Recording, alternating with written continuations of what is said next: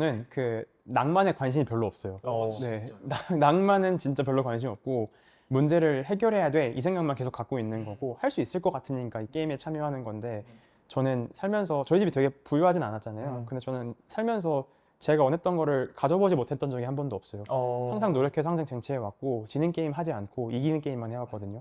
이기기 너무 쉬운 판이라고 생각해요. 그런 관점에서. 그리고 그러면서도 실제 문제 풀어 세상에 애국할 수 있는 거면 너무 기분 좋은 일인 거니까 그렇게 생각합니다. 이제 세상을 좋아지게 하는 게 창업이구나.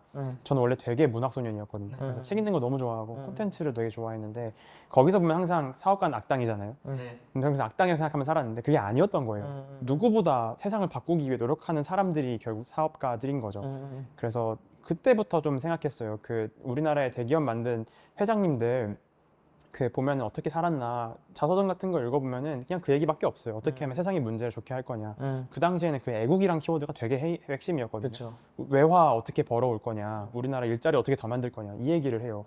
그 악당이 아니죠. 이거는 정말 영웅이잖아요. 말하자면은 사실 처음에는 그 저희가 되게 속상했어요. 왜냐면은 우리는 진짜 열정 가지고 만들었잖아요. 고객 하나씩 다 만나가면서 어떤 문제가 있는지를 물어보고 고객을 떠올리면서 문구도 작성했어요. 이렇게 쓰면은 이분들이 좋아하시지 않을까? 혹은 이렇게 만들어야지 저분들이 쓰기 편할 거야 라고 생각하고 만들었는데 그 문구 하나까지 다 카피해서 모든 제품들이 생겼어요. 네, 그래서 그때는 되게 너무 속상했죠. 그래서 야, 그리팅 시즌 2가 나왔다. 그리팅 뭐 버전 17 나왔다. 와, 17호 꼴이다 벌써. 뭐 이런 얘기 저희끼리 하기도 하고 씁쓸했는데. 기분이 진짜 나빴을 것 같아요. 안녕하세요, 대표님. 네, 안녕하세요. 오늘은 한국의 채용 시장에서 문제를 해결하고 있는 두들리는 이태규 대표님 오셨습니다. 한번 자기소개 간단하게 부탁드려도 될까요? 네, 안녕하세요. 저는 기업용 채용 관리 솔루션 그리팅과 채용 플랫폼 5%를 만들고 있는 주식회사 두들린 대표 이태규라고 합니다. 오늘 나와주셔서 감사합니다. 네. 사실 5년밖에 안 됐는데 누적 투자금이 159억이고 알토스 벤처스로부터 투자 유치도 하셨고 사실 고객사가 지금 거의 6,000개에 달하잖아요. 사실 굉장히 빠르게 이렇게 성장하고 있는 상황이라고 보여지는데 지금의 상황은 어떻고 그런 것도 한번 설명해 주시면 좋을 것 같아요. 네. 저희는 기업용 채용 관리 솔루션인 그리팅이 이제 나온 지는 한 4년 정도 됐고 유료화된 지는 3년 정도 된 서비스인데요. 이 서비스는 지원자 정보를 한 곳으로 모으고 관리하고 뭐 면접도 잡고 평가도 하고 하는 그런 소프트웨어를 SaaS로 제공하고 있는 게 기본이고 이거를 기반으로 기업의 되게 채용 브랜딩 같은 걸 제공하기도 하고 혹은 기업의 채용 좀 더 잘하게 하기 위한 소싱을 하기 위한 툴도 제공하는 것도 제공하고 있고요. 그래서 저희는 그 기업에서 채용을 잘하려면 어떻게 하지? 이런 것들을 계속 고민하고 서비스로 제공하기도 하고 혹은 소프트웨어로 제공하기도 하면서 채용 문제를 푸는 회사라고 생각하시면 되고요. 나름대로는 업계에서 되게 큰 마켓쉐어 갖고 있는 1등이라고 저희가 보고 있습니다. 약간 가벼운 질문부터 하나 드리면 왜 두들링인가요? 처음에 저는 회사 이름을 우리가 이제 대학생 창업이었거든요. 26살 때 만든. 그래서 저희끼리는 우리가 죽어도 가족이라도 남기자 해서 호랑이 가족이라고 회사 이름을 짓자 이렇게 얘기를 했었는데 저희 팀 디자이너 공동 창업했던 한 분이 도저히 내가 집에서 할머니 나 취업했어 야, 호랑이 가족 취업했어 이게 안 되잖아요. 그래서 자기 이름을 지어오겠다고. 그래서 이제 두들린이라고 하는 그 예술 기법이 있대요. 그래서 두들링이 낙서를 한다는 뜻인 건데 그거를 낙서를 하는 것처럼 만들어서 작품을 만드는 그런 기법이 있다 그래서 우리가 지금은 막 낙서하는 것처럼 보이겠지만 결과적으로는 정말 예술 작품 같은 걸 만들어서 세상을 바꿔보자. 좋다. 이거 어떻게 호랑이 가족 계속 밀어요? 그 말이 맞잖아요. 그래서 그렇죠. 아 맞다 그렇게 하자 뭐 이랬던 기억이 있습니다. 아, 좋네요. 네. 너무 멋있는데. 오. 지금은 되게 방금 얘기해 주셨던 것들을 들으면 결과적으로 되게 멋진 성과들과 화려한 수식어들이 드셨는데 사실 시작할 때는 어떠셨는지도 되게 궁금하거든요. 아까 얘기하시길 창업한 지는 5년이 됐는데 그리팅이라는 서비스는 4년이 됐고 대학생 창업자 이런 언급들을 해주셔서 회사 어떻게 처음에 시작하셨는지 너무 궁금합니다. 네, 저희는 처음에 소프트웨어 마에스트로라고 하는 과기부에서 지원해주는 프로그램에서 저희는 처음 만났어요. 그래서 거기서는 6개월 동안 어떤 프로젝트를 해야 되는데, 전 이전까지는 제가 뭐 컴퓨터 사이언스를 공부하면서 이런 거 저런 거를 만드는 건 되게 재밌다라고 생각했는데, 거기서 처음 어떤 문제를 해결한다는 앵글을 처음 봤던 것 같아요. 이제 그러면서 우리가 어떤 문제를 해결하지라고 하면서 팀원들이랑 깊은 토론을 하다가 아, 솔직히 제일 고통받았던 거는 취업 문제인 것 같다. 이 생각을 좀 했던 것 같아요. 그래서 그런 건 좀 취준생들이 어떤 문제 겪고 있지를 막 카운트 해보다가 그 보니까 결국은 그들이 가장 큰 고통을 느끼고 있었던 것 중에 가장 저희가 봤을 때 가장 컸던 거는 면접 준비더라고요. 그래서 취업 준비생들이 면접을 준비하는 과정에서 불안하니까 좋은 티켓이 많이 있는 게 아니니까 네. 그래서 그거를 잘 하기 위해서 막 면접 학원도 다니고 공부도 하고 되게 많이 하는데 그거를 좀 자동화하고 좀 저렴하게 해주자. 그래서 인공지능으로 면접 준비하는 소프트웨어를 우리끼리 처음 만들었던 게 처음 시작이었어요. 근데 하다 보니까 성과가 꽤 났어요. 사람들이 은근히 주변 사람들이 좋아해 주기도 했었고 그 소프트웨어 마에스트로에서도 좋은 평가를 받았거든요. 그래서 저희끼리 창업을 좀 해보자. 그렇게 얘기를 했었고 좋다라고 하고 이제 거기서 상위에 선발이 돼서 미국으로 한 2달 동안 연수를 보내주시는 프로그램에 참여했었어요. 그래서 미국 가서 막 스탠포드 가서 막 그런 교육도 받아보고 버클리죠. 버클리 가서 그런 교육도 받아보고 되게 여러 가지 것들을 겪었는데 그 중에 하나가 이제 82 스타트업이라고 네. 해외에서 일하는 한국인 창업자들이 뭐 세션하는 그런 행사에 초청을 받았었어요. 네. 근데 이제 가서 발표를 듣는데 어떤 분이 막 되게 멋있게 창업하는 사람들, 똑똑한 사람들이니까 세상을 좀 좋게 만들어야 되지 않겠냐라는 얘기를 들었고 전 그게 되게 울림이 있었어요. 그래서 제가 쉬는 시간에 막 달려가가지고 나 세상을 진짜 좋게 만들고 싶고 우리는 취업 문제를 푸는 게 되게 중요한 것 같다고 생각한다. 이제 그렇게 얘기했더니 그 명함 주시면서 그럼 그 얘기 좀 해보자라고 했던 분이 그 프라이머의 권득은 대표님이셨어요. 그때 몰랐죠. 네. 그냥 엄청 멋있는 사람이었어요. 네.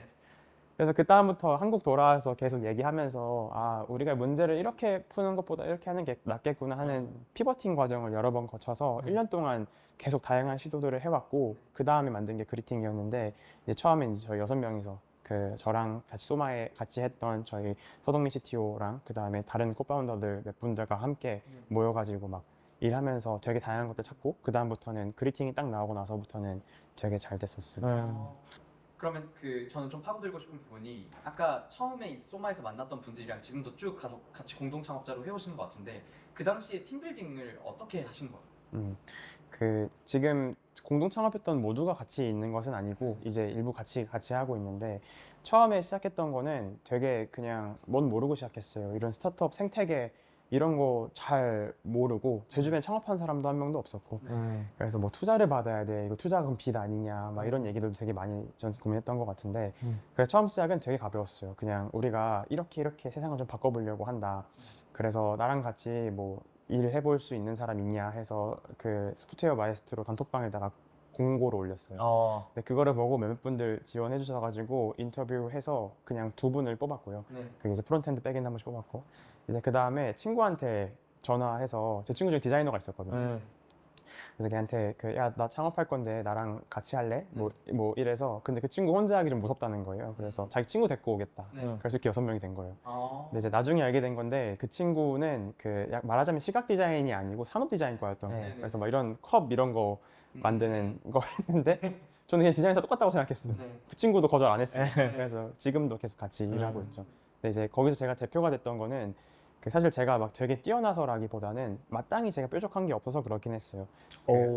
이게 사실이에요. 그래서 제가 뭐 코딩을 되게 잘하냐 아니면은 뭐 디자인을 잘하냐 하면 그렇지 않다고 생각했고 저는 초기에는 완전 스킬 기반으로 가야 된다고 했었을 때 제가 뭐 그렇다고 잔업을 되게 잘하는 것도 그렇긴 아니긴 하지만 어쨌건 전 시간 되게 많이 쓰는 거 잘하고 노가다 남들 안 하는 거 되게 잘한다고 생각하고 좋아하고 그러니까 일단 내가 그런 쪽으로 해서 앞으로 나가는 이 사람들 내가 서포팅 해야겠다. 처음엔 그런 마음들이 좀 있었던 것 같아요.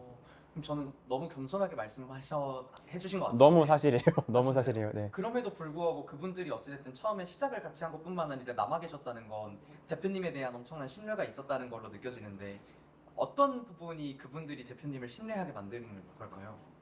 저희는 항상 성과로밖에 얘기할 수가 없었어요. 왜냐면은 제가 뭐 네트워크가 되게 많이 있어서 돈을 되게 쉽게 끌어오는 것도 아니었고 혹은 주변에 뭐 고객들 풀이 되게 많아서 제가 막 쉽게 영업할 수 있는 것도 아니었고 그래서 저희가 증명해야 되는 건 항상 숫자들밖에 없었거든요. 그리고 그래서 저희는 그 나름대로 그런 언더독스러운 무언가를 계속 가지고 있었는데 그 안에서도 성과를 계속 냈던 것이 그 구성원들의 믿음을 좀 주지 않았을까 싶은 생각들을 해요. 그래서 뭐 남들 되게 어려워서 이 서비스는 만들어도 어차피 영업 못 할 거야 이렇게 얘기하더라도 그냥 항상 저희는 영업을 잘 해왔고 너네는 뭐 이런 이유 때문에 투자도 못 받을 거야. 항상 저희 투자를 받아왔고 네, 그런 관점에 스코어를 항상 내왔기 때문에 구성원들도 많이 믿어주지 않나? 이게 첫 번째고 그 다음으로는 결국 우리가 올바른 길을 지향하고 있다는 거. 그래서 사람들에게 우리는 채용 문제 풀 거야 라고 하는 그 얘기를 여전히 지금 5년째 얘기하고 있거든요. 네, 한 번도 바뀌어본 적이 없어요. 네. 그래서 우리는 이렇게 가다가 사람들이 되게 이거 시장도 작고 뭐도 안 되고 뭐 기술로 혁신하기 어렵다 뭐 이런 얘기 하더라도 우린 이 문제 무조건 푼다. 그 생각 가지고 저희는 계속 일할 거거든요. 그래서 이런 진정성이 이제 좀 사람들도 많이 좋아해 주시는 거 아닌가 네. 싶은 생각을 합니다. 그러니까 회사 내부에서 이 시장을 바라보는 관점이 어떻게 보면은 좀 더 비즈니스보다는 문제에 초점이 많이 가 있는 거네요. 맞아요. 초기엔 더 그랬고요. 네. 네, 최근에는 저희가 비즈니스에도 고민을 되게 많이 하고 있는데 예를 들어서 뭐 이런 거죠. 매출 어떻게 더 많이 내지? 근데 되게 놀랍게도 몇 년 전에는 그런 고민 거의 안 했어요. 아, 네, 그래서 그것보다는 그냥 고객을 최대한 많이 모아서 이 문제를 모두 풀도록 만들자. 우리가 그 현재의 효용을 증가시켜 줌으로써 결과적으로는 우리 고객 모두가 우리나라 채용 문제를 푸는데 일조하도록 하자. 그럼 결과적으로 세상이 더 좋아질 거라고 생각하니까 이런 생각이었는데 최근 돈 버는 고민 당연히 많이 하고요. 그렇죠. 네, 근데 그것도 그 있는 시장의 파일을 이만큼 뺏어오면 어떻게 된다라고 하는 일반적인 스타트업 로직도 좋지만 결과적으로 우리는 그 세상의 문제를 풀 거라고 하면은 고객이 문제를 느끼고 있지만 없는 시장도 괜찮다고 생각해요. 그래서 그런 것들 잘 찾아가지고 문제를 더 잘 풀어서 결국은 세상을 바꾸자. 뭐 이런 것처럼 다 연관이 되어 있긴 하죠, 이 미션과도. 지금이야 대학생들이나 20대들 창업을 조금씩 많이 하지만 맞아요. 당시에는 많이 없었을 것 같거든요. 그죠. 근데 어떻게 투자까지 받게 되셨는지 그 첫 투자의 스토리도 좀 더 들려주시면. 저는 그 아까 얘기했던 것처럼 권덕윤 대표님을 미국에서 처음 만났고 그때는 투자를 꼭 받아야 돼 이런 걸 그냥 아예 몰랐어요. 투자가 뭔지를 일단 진짜 몰랐어요. 제가 아는 투자는 이제 상장사 주식 투자밖에 없었거든요. 근데 그것도 전 무서워서 못 하고 있는 애였고. 근데 이제 주변에 같이 갔던 형들이 막 창업한다, 난 투자 받을 거다 이런 얘기를 하고 거기서 만났던 사람들도 그냥 되게 쉽게 그 펀딩 이런 얘기들을 하는 걸 보고 아 이게 되게 그냥 단순하고 간단한 룰인가 보다 이쪽 업계에서 통용되는 언어인가 보다 뭐 그런 생각들을 했었죠. 그래서 그러고 이제 한국 돌아와서 투자를 좀 받아볼까? 우리가 사실 돈이 없으니까 유지할 수가 없잖아요. 사람들에게 정말 우리 열심히 해보자라고 하고 정말 조금만큼의 수당 준다고 하더라도 유지는 해야 되는 거였으니까 일을 되게 많이 했어야 되니까요. 이제 그래서 그냥 정말 돈이 없어서 그 집에서 돈을 빌리기도 하고 막 이렇게 했었지만 그래도 없어가지고 투자를 받자라고 결심을 했고요. 그때 감사하게 권덕윤 대표님 투자해 주셨고 그 주변에 창업 저랑 같이 했던 사람들도 하나 둘씩 투자를 받는 거를 보고 아 우리도 좀 빨리 이런 거 해봤으면 좋겠다 그 생각도 좀 했던 것 같아요. 그래도 그 당시에도 뭔가 비슷한 시기에 창업을 시작하는 사람들끼리 연대하고 뭉치고 하는 그런 커뮤니티가 있었나 보다. 그 사실 한 2명 있었고요. 저까지 셋이죠. 그래서 가끔 만나면 야 너무 어렵다. 야 우리 돈 1억 투자 받았다면 와 이렇게 큰 돈을 받아. 막 대학생한테 너무 큰 돈이잖아요. 그렇죠. 예, 저희는 첫 투자금이 5천만 원이었는데 너무 큰 돈이었어요 저희한테는. 그래서 5천만 원 받았다 이러니까 다들 깜짝 놀라서 너네 돈을 5천만 원이나 받았어? 막 이러면서 이런 기억들도 있었죠. 셋이서. 지금도 다 잘 같이 창업 잘 하고 계시나요? 네 물론이죠. 다 같이 계속 열심히 고생하고 있습니다. 네 그 사실 이제 아무것도 모르고 어떻게 보면 시작을 한 거잖아요. 맞아요. 사실 그 아무것도 모르고 시작할 수 있었던 본인만의 백그라운드가 있나요? 그러니까 뭐 아까 부모님 말씀도 하셨는데 뭐 조금 유복하게 잘하셨다든지 뭐 그런 게 좀 궁금해요. 저희 집은 다 공무원 집이었어요. 그래서 저희 뭐 할아버지도 공무원이셨고 저희 아버지는 군인이셨어요.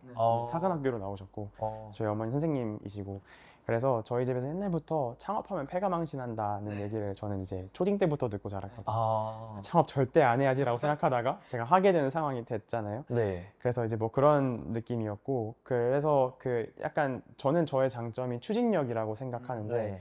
스스로 좀 항상 그런 교육들을 받았던 기억들이 있어요. 좀 올바르게 잘해야 된다. 나라나 커뮤니티를 위해서 좀 더 우리가 시간 쓸 수 있어야 된다. 그래서 저희 집에서는 그래서 우리가 그러니까 좀 군인 집안이었으니까 관사에 살면은 6시마다 애국가가 나오거든요. 그렇게 평생 애국가를 듣고 살았으니까 어떻게 나라를 좀 더 사랑하지 뭐 이런 생각들을 하면서 자라다 보니까 생각하기에 그런 길이라고 생각되면은 그냥 어떻게든 밀어붙이는 그런 게 있었던 것 같아요. 그래서 이게 뭐 제가 백그라운드가 되게 유복해서 이렇게 플레이하면 되는구나를 알고 했다기보다는 네. 오히려 실패가 훨씬 더 많았고 대신 좀 밀어붙였으니까 그 중에 일부의 성공이 드러난 거라고 생각해요. 아, 그런 것들이 결국 문제에 포커스하게 되는 대표님을 만든 거기도 하겠네요. 맞아요. 그 나라가 어떻게 하면 좀 더 잘 되지 하는 네, 그런 네. 것들 있잖아요. 그게 결국에 유년 시절의 그런 기질들이 지금 옳은 문제면 그냥 무조건 계속 해낸다, 계속 한다 이어지는 기질인 거네요. 좀 잘 돼야 된다 우리나라가. 우리가 좀 더 행복하게 살 수 있으려면 어떻게 할지 좀 기여해야 된다. 제가 되게 똑똑한 건 아니지만 그래도 좀 운도 좋고 네. 그래도 열심히 하니까 그런 관점으로 좀 세상에 기여할 수 있는 것 아닌가 그런 생각인 거죠. 사실 이런 나라랑 세상 관점에서 사실 문제가 존재하는 영역들이 너무 많잖아요. 그렇죠. 근데 그 중에서도 채용 시장을 딱 택했던 대표님이 가장 화가 났던 부분들이 뭐였는지가 너무 궁금해요. 저는 어릴 때는 공부를 되게 못하는 학생이었는데요. 저희 집에서는 전교 1등을 한 번도 안 해본 사람이 저밖에 없었어요.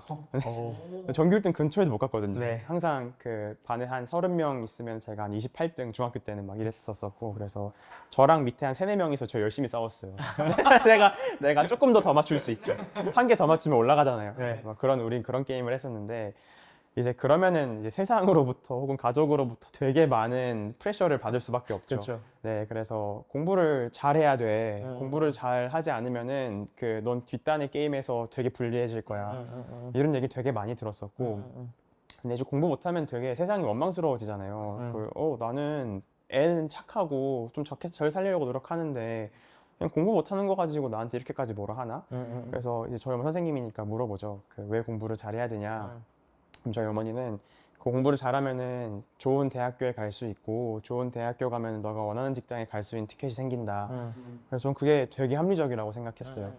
근데 이제 그래도 열심히 공부 안 했죠. 네. 제 생각이 하기 싫었던 것 같아요. 그냥. 네. 네. 근데 이제 그러다가 어찌저찌 뭐 대학교에 가게 됐는데 그쯤에 이제 취업할 나이 정도 됐었을 때 이제 제 친구들 취업하는 것들을 좀 봤었는데 그 친구들 중에는 공부 잘하는 친구도 있었고 좋은 대학교 좋은 학점 있었고 또 어떤 친구들은 공부를 그렇게 잘 못하는 저 같은 애들도 있었던 것 같은데 그냥 다들 되게 비슷한 거예요. 26살의 친구들이 다들 내가 뭘 해야 될지 아무도 모르고 있고 두 번째로는 그냥 점수 되는 데를 가려고 생각하고 있기도 하고 세 번째로는 취업을 준비하기 위해 휴학을 하고 있는 걸 되게 많이 봤어요. 네, 그래서 제가 생각했을 때 어렸을 때 저의 교육은 공부를 잘해서 좋은 대학교가 되면은 그냥 좋은 직장에 갈 수 있는 티켓이 나는 그냥 무조건 생기는 거라고 생각했는데 그게 아니었구나. 그쵸. 네, 그걸 처음 되게 쇼킹하게 받아들였고 조금만 찾아봐도 그런 것을 되게 바라는 직장이 그렇게 많지 않다는 것을 좀 알게 됐어요. 그러니까 정말 대학교만이 우리의 유일한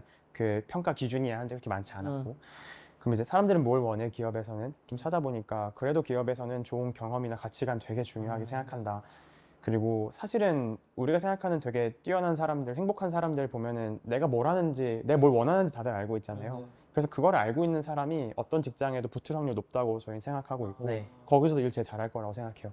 그래서 그런 세상을 만들어야 된다고 생각하는데 사실 기업은 진짜 그런 걸 원하고 있었고 근데 구직자들은 그게 현실화되지 않았으니까 정말 그렇게 살면은 여기 취업할 수 있어? 안 보이잖아요. 네. 그쵸. 이제 그래서 사람들이 되게 불안해서 그냥 기성세대의 방정식 따라가고 있다고 생각했어요. 그래서 그런 관점에서 기업의 문제를 제대로 풀면은 이렇게 취업이나 교육 문제도 풀 수 있지 않겠느냐. 그게 저희의 가설이었던 거죠. 이게 처음에는 결국에 구직자의 시야와 관점에서부터 문제를 정의하셔서 첫 제품은 B2C였던 거일 수도 있겠네요. 맞아요. 그래서 왜냐면 취준생이었으니까 저희는 그쵸. 네, 26살 친구들은 다 면접 준비를 하고 있거든요. 그쵸. 양복 빌리고 있고 어딘가에서. 네.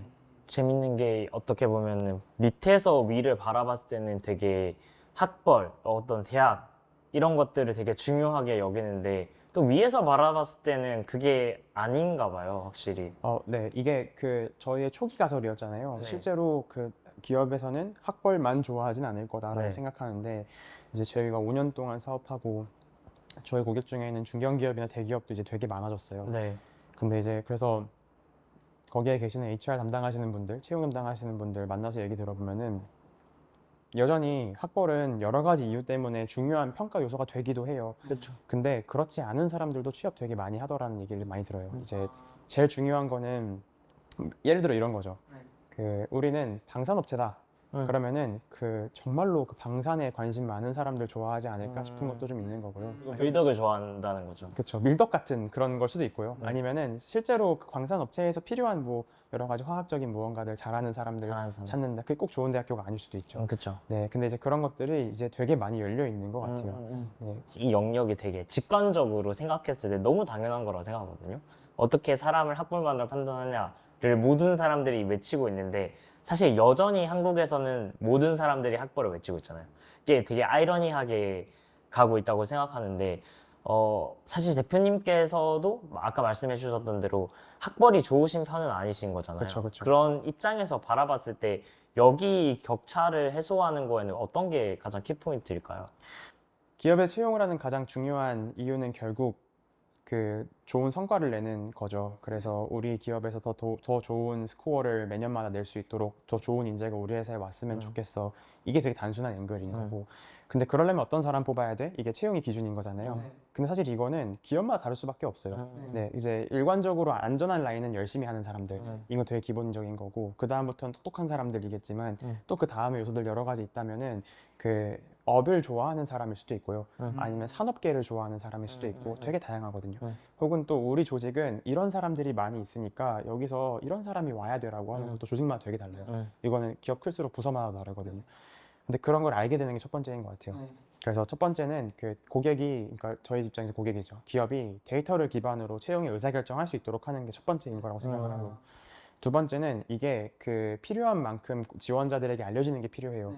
이제 그렇지 않으면은 지원자들은 계속 학벌만 준비하게 되고요. 기업에서는 이런 사람을 원하는데 여기는 동그란 사람을 원하지만 지원자는 자꾸 별 모양만 올 수도 있게 되는 거거든요. 왜냐면 모르니까. 그렇죠. 네, 그래서 그런 것들이 기업에서 계속 알려주는 노력들을 되게 쉽고 편하게 할 수 있도록 해야 된다. 이 두 가지 로직이 저희 회사를 움직이는 거라고 생각하시면 됩니다. 그리고 그 사이에서 어떻게 보면 지원자들과 기업 간의 정보 격차를 해소해 주는 게 맞아요. 핵심 포인트라고. 그걸 이제 기술로 해결하는 게 저희가 중요하게 보고 있는 거죠. 네. 기업들조차도 사실 본인들에게 가장 적합한 기준 자체를 어떻게 모델링 해야 될지를 모르고 있었을 것 같다는 생각이 많이 들어요. 맞아요. 그래서 저희가 그런 기술을 계속 만들어가면서 고민하고 있다고 생각하는데 기업에서도 그런 니즈 되게 크다고 느껴지기도 합니다. 요즘에는. 대표님 말씀을 들어보면 결국에 처음에 이 문제 의식 자체는 그냥 구직자 포지션에서 채용 문제를 겪고 있는 사람들 관점에서 시작을 했어서 첫 제품이 B2C였는데 결국에 하다 보니 이 진짜 근본적인 문제는 기업의 어떤 내부 기준과 관점들을 바꾸는 거에 있구나 하면서 B2B로 넘어가시게 된 건가요? 맞아요. 그래서 그런 관점에서는 첫 번째 B2C 프로덕은 결국 지원자들에 대한 얘기였잖아요. 근데 구직자들 중에서 그 무언가에 돈을 내고 취업 준비를 하는 사람은 정말 신입들밖에 없거든요. 근데 신입은 문제는 한 번 돌아오지 않아요. 신입이란 그렇죠. 지위는. 네네. 네, 한번 어딘가 취업하게 되면 이직자가 되잖아요. 네. 그래서 신입은 우리가 아무리 어떤 서비스를 만들어도 들어오면 나가고 들어오면 나가고 천이 너무 큰 거죠. 리텐션이 없고. 돈도 없잖아요. 네, 돈도 없고요. 그래서 이제 그런 관점에서는 우리가 이 안에서 되게 큰 회사를 만들어 세상을 전부 바꿀 거라면은 기업용 소프트웨어를 만들어야 된다고 생각했던 거죠. 한번 이렇게 얘기가 나온 김에 한번 프로덕트에 대해서 좀 더 딥하게 한번 들어가 보면 좋을 것 같은데 네네. 정확하게 그리팅이라는 서비스를 어떻게 정의할 수 있을까요? 설명할 수 있을까요? 네. 저희가 이제 실제로 고객과 대면해서 서비스를 좀 소개해달라 이렇게 말씀을 주실 때 저희가 항상 하는 얘기는 기업의 채용 성공, 그러니까 말하자면 기업의 채용 단순화라고 저희는 부르는데 채용 단순화를 위해서 우리가 가장 크게 기여할 수 있는 제품을 제공한다라고 얘기를 해요. 그 어떤 맥락이냐면은 기업에서 채용을 잘하기 위해서는 여러 가지가 필요하지만 크게 몇 가지만 꼽자면 첫 번째로는 그 좋은 구직자들이 우리 회사에 지원해야 돼요. 그 기업의 뭐 여러 가지 레퓨테이션이나 등등에 따라서 지원자 수는 되게 크게 달라지진 않거든요. 근데 그 안에서도 우리가 정말 한 명 뽑을 거라면은 10명이 지원해도 100명이 지원해도 그 안에 되게 좋은 사람 한 명이 있어야 돼요. 네, 근데 그 좋은 사람은 어떤 회사에 지원하냐 해서 보면은 그 기업의 정보들을 되게 잘 알고 있는 게 되게 중요하더라고요. 예를 들어서 채용 공고에는 우리가 드러낼 수 있는 게 되게 제한적이죠. 그냥 우리는 이 공고는 어떤 일들을 하고 몇 명 뽑는다, 면접 절차 어떻게 된다 이거밖에 드러낼 수가 없는데 그렇죠. 우리 회사가 어떤 회사야라고 하는 거는 홈페이지에는 말하자면 클라이언트 대상으로 하는 제품이지만 그 채용 사이트를 만드는 거는 구직자를 대상으로 하는 우리 회사 홍보잖아요. 그런 것들을 제대로 만들어내는 게 되게 중요하다. 이게 첫 번째인 거고요. 두 번째는 업무를 할 때 지원자 경험을 좀 신경 써야 된다는 건데 아까 얘기했던 그 한 명 뽑는 게 되게 중요하기 때문에 그 사람들이 다른 회사에도 동시에 지원을 했다는 전제 하에서는 빨리 우리가 통보해줘야 되잖아요. 네네. 그리고 더 잘 통보해줘야 되잖아요. 이제 그런 관점에서 어떻게 하면은 업무를 빠르게 처리할 것이냐, 그리고 그 과정에서 지원자와의 커뮤니케이션 어떻게 스무스하게 만들어낼 것이냐, 그런 것들을 저희가 서포팅 해주기도 하고요. 그래서 예컨대 그 지원자를 평가하는 뷰도 원래는 막 엑셀로 왔다 갔다 하면서 되게 오랜 시간 걸리는 이제 하이어링 매니저들이 하기 싫어하는 직업 일이었다면은 저희는 그리팅에 들어가서 가장 크게 보이는 칸반 뷰 안에 지원자 클릭하면은 가장 크게 이력서 보이고 오른쪽에 간단하게 코멘트 남기고 이런 형태로 구성을 해서 되게 평가 빨리 하고 편하게 하고 잘하자 이거 제공하고, 또 면접을 잡는 것도 카카오톡으로 면접 요청을 보낼 수 있어요. 그래서 카톡으로 갑자기 나한테 그리팅 면접 요청 오게 하고 네. 뭐 그렇게 지원자 경험 신경 쓰는 게 두 번째고요. 세 번째는 데이터 대시보드인데요. 어떤 경로로 들어온 지원자가 우리 채용 공고의 합격률이 가장 높은가, 어떤 경로로 들어온 지원자가 가장 지원자가 많았나, 이런 것들에 따라서 기업에서는 자원을 배분해야 되기도 하고요. 아니면은 거기서 신경을 좀 썼어야 되는 그런 것들이 좀 더 보여지기도 하거든요. 근데 그런 게 사실은 다른 그리팅 쓰지 않으면 사실 알 수 없는 네네. 거죠. 그래서 그런 것들을 알려주기도 하고, 그래서 이 기본적인 세 가지를 제공함으로써 채용 잘하도록 도와주자. 네. 이게 저의 기본적인 테마고요. 여기서 이제 추가적인 것들 저희 계속 만들어내면서 조금 더 자동화하거나 조금 더 올바른 평가하거나 하는 것들 서포팅하는 게 앞으로 계속 로드맵에 예정되어 있습니다. 결국 채용 담당자가 얼마나 편리하게 채용을 할 수 있게 하냐, 그리고 얼마나 인사이트를 거기서 뽑아낼 수 있게 하냐, 여기 핵심이겠네요. 맞아요. 그래서 그것이 고스란히 지원자에게도 도달할 수 있도록 만드는 것도 되게 중요한 것 같아요. 그래서 지원자들도 기업에서 그런 일을 올바르게 할 수 있는 슬롯을 우리가 챙겨줌으로써 지원자들에게 그 수혜가 그대로 가게 해서 좋은 지원자가 좋은 기업에 계속 들어가도록 만들어보자. 이게 저의 핵심인 거죠. 거의 사실상 생애주기 전반을 전부 다 담당하고 계시는 걸로 보이는데, 그 중에서도 처음에 저희가 B2B 제품을 새로 만들면서 제일 먼저 집중했던 문제는 어떤 건가요? 그 중에서도? 네, 그 사실 가장 모두가 바라는 게 가장 중요한 거라고 생각했어요. 그 저희가 그리팅이 처음 만들었던 게 2021년이었고, 그때는 사실 저희가 진짜 못 모르고 MVP 냈었는데, 이제 그 다음부터 봤던 거는 그 이제 회사에는 하이어라키에 따라서 여러 가지 페인들이 존재하거든요. 위로 올라갈수록 성과 지향적이고 밑으로 내려갈수록 업무 지향적이라고 보고 있어요. 근데 이제 그런 관점에서 우리가 처음부터 탑다운으로 정말 채용 문제 완벽하게 풀 수 있어는 절대 아닐 거잖아요. 그러면은 그 가장 밑에 있는 현재 업무에 대한 스트레스를 받고 있는 실무자들 문제 풀자. 그래서 기업에서 채용하는 과정에서의 비효율들이나 불편함들 어떻게 하면 혁신적으로 해결하지? 그런 고민들을 저희는 초반에 많이 집중해서 해결했던 것 같고, 그게 되게 잘 워킹했어요. 그 형태가 ATS였던 거군요. 맞아요. 그럼 여쭤보고 싶은 게, 지금 그 그리팅은 국내 이제 채용 ATS 중에 거의 독보적인 포지션을 취하고 있잖아요. 근데 네네. 당시에 뭐 채용 문제를 풀고 있던 다른 플랫폼들도 ATS를 만들었는데 잘 안 됐거나 혹은 만들 수 있는 여지가 분명히 있었을 것 같아요. 맞아요. 근데 저희가 뭘 잘했기 때문에 독보적인 포지션으로 지금도 남아있을 수 있는 건가요? 저희는 이거 되게 좋아하는 주제고, 이게 저희의 여러 히스토리 중에서 결과적으로는 앞으로 갈 두들린에게도 되게 중요한 얘기라고 생각하는데, 그래서 저희는 되게 고객 지향적으로 일했어요. 그러니까 이런 거죠. 만약에 우리가 이미 클라이언트를 되게 많이 갖고 있는 채용 플랫폼이다라고 하면은 고객 하나하나 얘기를 듣긴 되게 쉽지 않아요. 그쵸. 네, 그렇네요. 편향되잖아요. 네네네. 혹은 돈 가장 많이 내는 클라이언트 얘기만 듣게 되거든요. 그럼 이제 그렇게 핏해지는 거죠. 근데 저희는 정말로 그 고객 얘기를 듣는다고 하는 거에 되게 집착했어요. 그게 우리 생존 문제였거든요. 네, 그래서 고객 하나가 어떤 불편함을 듣는지 되게 깊게 통화하고요. 새벽에도 통화하고 주말을 저녁에 전화 오면 무조건 받고, 네, 그렇게 되게 허슬하게 서비스 만들었고, 이제 그러다 보니까 고객이 무엇을 원하는지를 대략적으로라도 좀 더 다가가려고 노력을 되게 많이 했는데, 사실 사스를 만드는 거는 정말 클릭 한 번에 사용성에 갈리는 프로덕트이기 때문에, 그런 관점에서 저희의 그런 고객에 정말 집착하고 생존을 위해서 막 눈이 빨개질 때까지 고객을 만나러 다니는 그런 것이 되게 초기에 되게 주요했던 것 같고, 이제 사스 프로덕트는 그래서 제일 중요한 건 초기에 팬을 만드는 거라고 저는 생각하고 있어요. 네, 그래서 100개 정도 되는 고객이 우리 거를 너무너무 사랑해서 주변 사람들한테 야 그냥 그리팅 쓰면 돼 이렇게 말하도록 만드는 게 되게 중요했는데, 그게 되게 잘 워킹했던 거였죠. 저희는 첫 시작이 ATS였어서 오히려 가능했을 수도 있겠네요. 그쵸. 이미 고객사가 너무 많았던 것들은 탑다운으로 고객사들을 많이 들은 채로 얘기들을 들으면 제품이 뾰족해질 수가 없었을 것 같다는 생각도 듭니다. 맞아요. 그리고 이제 그게 또 되게 저희가 사실 또 잘했던 거는 소프트웨어 빨리 만드는 것도 되게 잘했어요. 감내하는 거죠. 뭔가 레거시가 있을 수 있다는 것도 감내하고 당장 문제 풀어야 된다. 그래서 저희 최고 기록은 막 4분 만에 문의 오고 4분 만에 릴리즈도 한 적도 있어요. 네. 좀 엉망이었죠. 사실 코드는 엉망이었겠죠. 근데 이제 저희는 코드 나중에 한다고 하더라도 일단 네, 일단 한다. 네. 그래서 그때 고객이 저희 되게 좋아해 주셨어요. 아, 그쵸. 네. 근데 그거 하나하나 모으는 거가 얼마나 작아 보이겠어요. 네네. 근데 저희는 그렇게 했던 거죠. 네. 그게 지금 저희의 팬들을 많이 만들었다고 생각해요. 그럼 핵심적으로 그 표면상에서 제품의 관점에서 뭐 그 당시에 회사 이름 뭐 잡코리아나 사람인에서 만들었던 ATS랑 저희 ATS의 기능적인 차별점은 어떤 거였어요? 저희가 더 뾰족했던 실제 기능들? 네.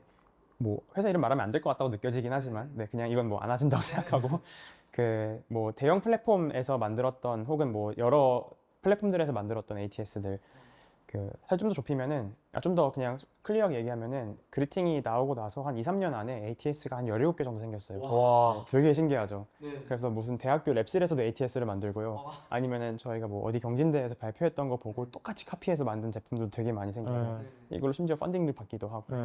근데 이제 그렇게 17개 정도 생겼었는데 그 모두는 그리팅과 되게 똑같이 생겼었어요.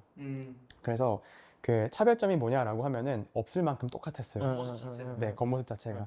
그래서 저희가 항상 영업을 할 때 보면은 그리팅이 뭐 그리팅 예를 들어서 뭐 10만 원이에요. 근데 그러면 경쟁 업체는 일단 여기도 살아야 되니까 그렇죠. 2만 원 일단 불러요. 아. 네, 근데 그러면은 여기 2만 원, 여기 10만 원인데 왜 서비스 똑같이 생겼는데 뭐가 달라? 라고 얘기하면은 일단 저희가 그때 얘기 많이 했던 건 첫 번째는 고객 서비스였었어요. 이 되게 다를 수밖에 없는 게 고객 지향적으로 일하는 조직과 그리팅 지향적으로 일하는 조직은 되게 다르거든요. 그렇죠. 목적이 다른. 그렇죠. 그러니까 그리팅을 똑같이 만들자고 생각했던 회사들은 되게 그 다른 얘기를 할 수밖에 없는 네. 거고 보통 고객 미팅 가면은 그리팅보다 뭐가 좋아요 얘기밖에 못 하는데 우리는 고객의 문제를 얘기하는 거죠. 그렇네요. 이게 되게 다르고요.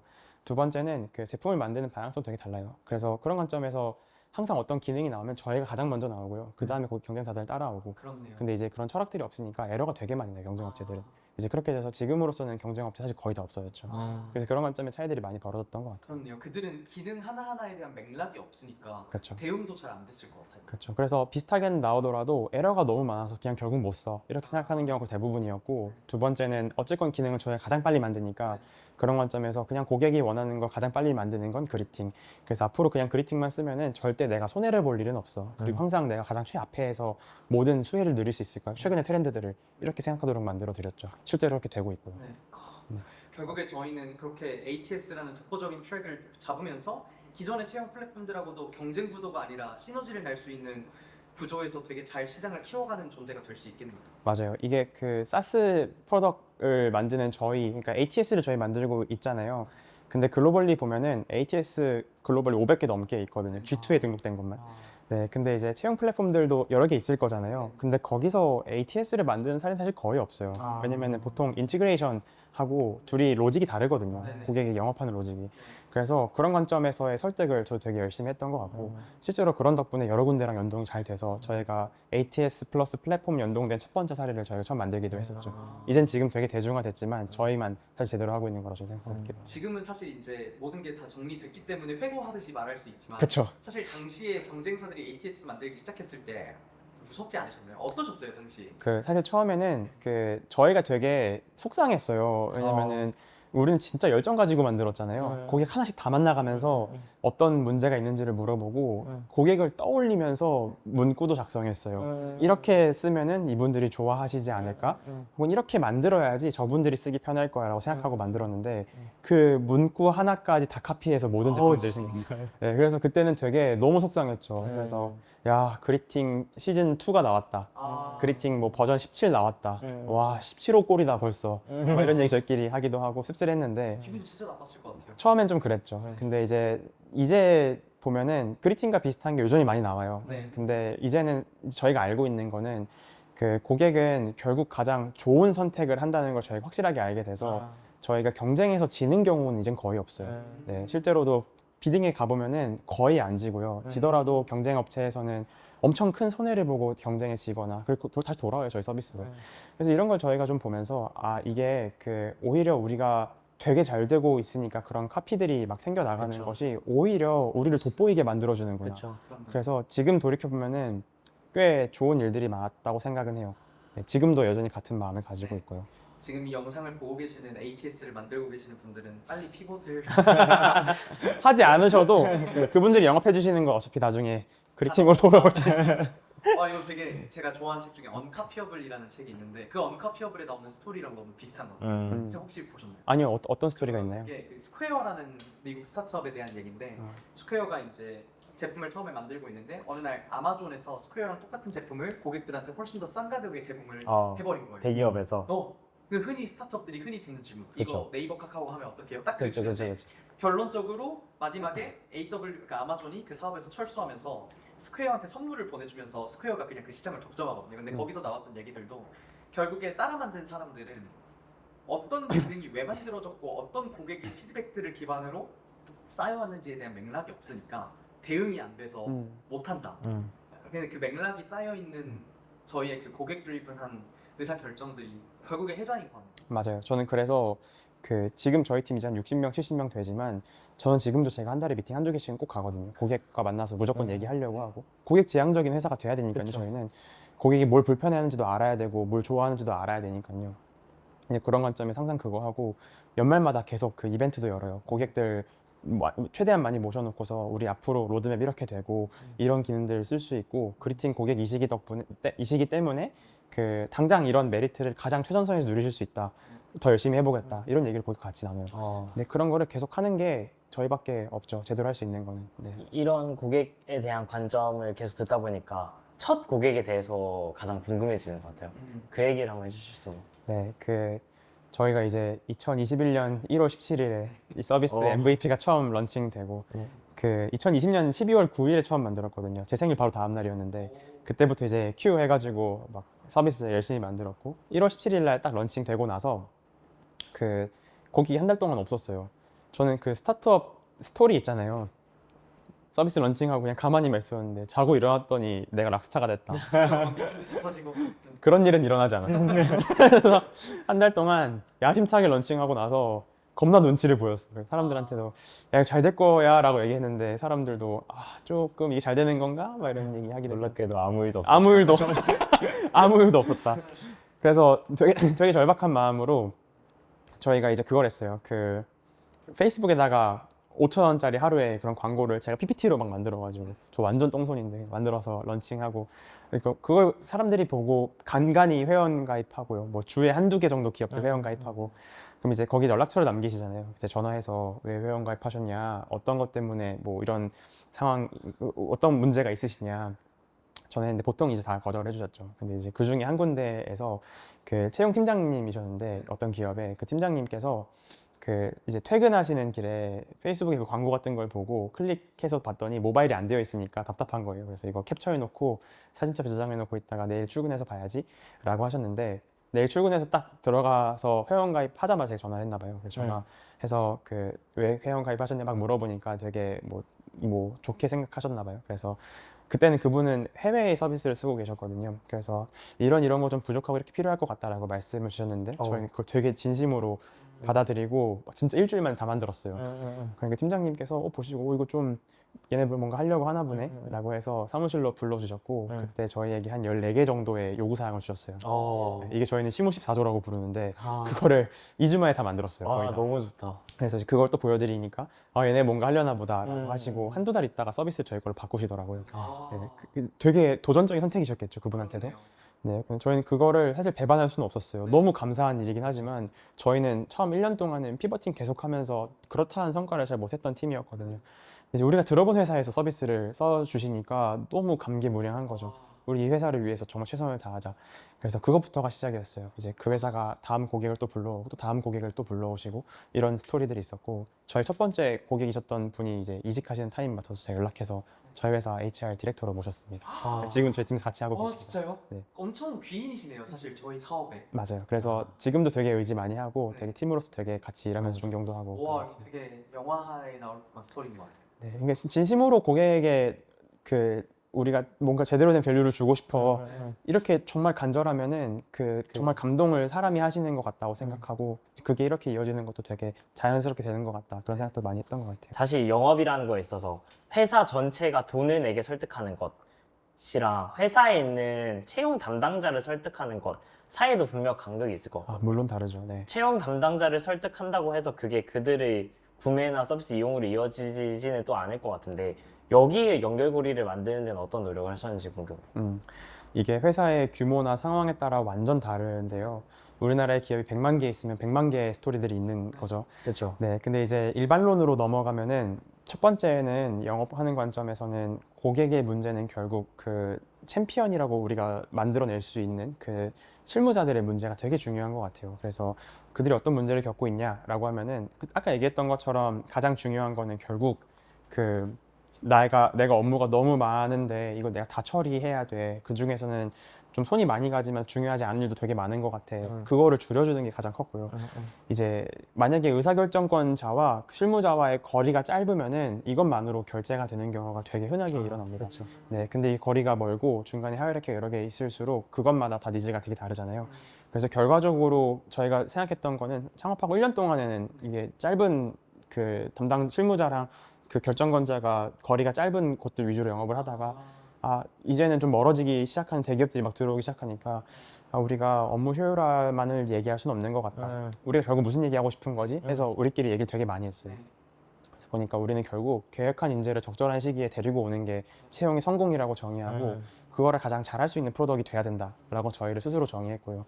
이제 그런 관점으로 서비스를 개선하기 시작했더니 그다음부터는 우리가 흔히 엔터프라이즈라고 부르는 중견 대기업들에서도 서비스에 대한 만족도가 올라가기 시작했어요. 그래서 이제 업무를 단순히 편하게 하는 뿐만 아니라 업무를 잘하게 하는 것 이걸 도와주겠다. 실제로 성과를 내서 담당자도 승진하는 데 도움을 주고 기업에서도 우리 채용 잘하고 있어 이거 덕분에 이렇게 만들어주자. 이게 저희가 되게 핵심이었던 영업이었던 거죠. 그러니까 결국은 채용 담당자만 편하게 해주는 게 아니라 기업이 잘 되게 해주는 겁니다로 설득을 하기 시작했던 거. 네, 그리고 실제로 프로덕트도 그래야 되죠. 네, 그렇게 그렇죠. 되지 않으면은 그 사실을 써보고 아닌데 라고 생각할 수 있는 거니까. 네. 근데 저희의 낮은 천이 그걸 증명한 건 아닌가 싶은 생각도 합니다. 태핑 순서를 보통 어떻게 하는 게 더 타율이 높다고 느끼셨어요? 영업에 대해서요? 네.